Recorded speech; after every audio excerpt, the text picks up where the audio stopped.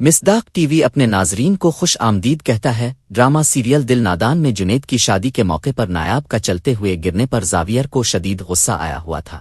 اس نے نایاب سے پوچھا یہ لباس کس نے تمہیں پہننے کے لیے دیے، تو نایاب نے کہا کہ یہ سب جو تیار کپڑے آنٹی نے اپنی مرضی سے لے کر دیے تھے، اور اگر میں نہ پہنتی تو وہ ناراض ہو جاتی، جس پر زاویئر کہے گا کہ تم انہیں منع کر دیتی، انہیں سمجھا دیتی کہ مجھے نہیں پہننے آتے۔ نایاب اس صورتحال سے خاصا پریشان دکھائی دے رہی ہوگی زاویئر کو، تو اب اسے سمجھ نہیں آ رہی تھی کہ کس کو کیا کہے۔ پھر اس نے غصہ سے وارڈروب سے انٹی کے نایاب کے لیے خریدے ہوئے تمام لباس نکال کر باہر پھینک دیے اور نایاب کو منع کر دیا کہ آئندہ اس نے ان میں سے کوئی لباس نہیں پہننا۔ وہ نایاب کو بازار ساتھ لے جا کر نئے لباس خرید کر اسے دے گا اور اسے کسی اور کی لباس کی سلکشن پہننے سے منع کر دے گا۔ ادھر جنید کے ساتھ وہی ہوا جس کا اس کی دادی کو شبہ تھا۔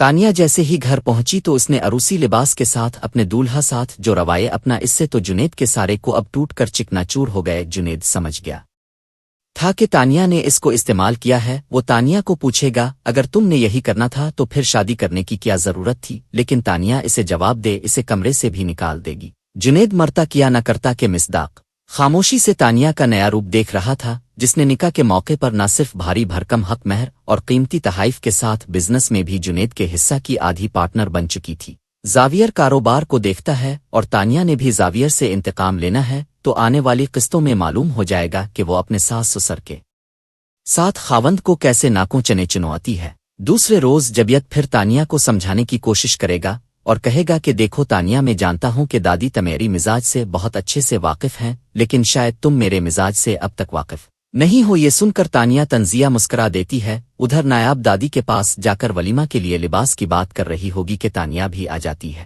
جب اسے آناب کو تیار کرنے کے بارے معلوم ہوتا ہے تو وہ دادی کو کہتی ہے کہ نایاب کو میں تیار کرتی ہو۔ نایاب تو انکار کر دیتی ہے، لیکن دادی کے کہنے پر راضی ہو جاتی ہے۔ جب زاویئر نایاب کو تیار کر رہی ہوتی ہے تو اپنی سادگی میں یہ بھول جاتی ہے کہ تانیہ کون ہے۔ وہ تانیہ سے کہتی کہ زاویئر مجھے کہتے کہ اب جیسی ماڈرن دکھائی دوں، جس پر تانیہ برملا دل کی بات زبان پر لے آتی ہے اور کہتی ہے کہ میں چاہتی تھی آکاش میں تمہاری جگہ ہوتی۔ یہ سن کر نایاب پریشان ہو جاتی ہے۔ وہ بھولپن میں جسے اپنی ہمدرد سمجھ بیٹھی تھی وہی اس کی سب سے خطرناک دشمن تھی، جس کا اس نے تیاری میں ایسا بنا ڈالا جسے دیکھ کر لوگ مذاق کا نشانہ بنا سکتے ہیں۔ نایاب عام لباس میں عام سے میک اپ عام سی خاتون لگ رہی تھی، جسے زاویئر دیکھ کر بہت سیخ پا ہو جاتا ہے۔ وہ غصہ میں اسے واپس کمرہ میں لے جائے گا اور اسے دوبارہ تیار ہونے کے لیے اپنی ماں کو بلوائے گا، جو پہلے ہی نایاب کی بار بار بے عزتی ہوتا دیکھ کر بہت کوش تھے۔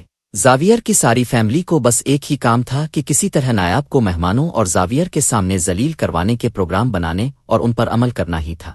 ادھر جے کو شادی کے موقع پر آئے ہوئے خاص مہمانوں کی نایاب کی خوبصورتی اور سادگی پر کی گئی تعریف اسے بچھو کی طرح کاٹ رہی تھی۔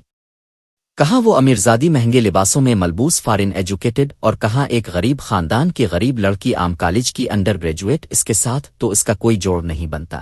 جے کی ماں اسے دلاسا دے گی۔ ناظرین، اب کی کیا رائے ہے کہ ایسی شادیاں کامیاب ہو جاری ہیں؟ کمنٹس میں اپنی رائے ضرور دیجیے، اور اگر ہمارے چینل پر نئے ہیں تو اسے سبسکرائب بھی کر دیجیے۔ شکریہ۔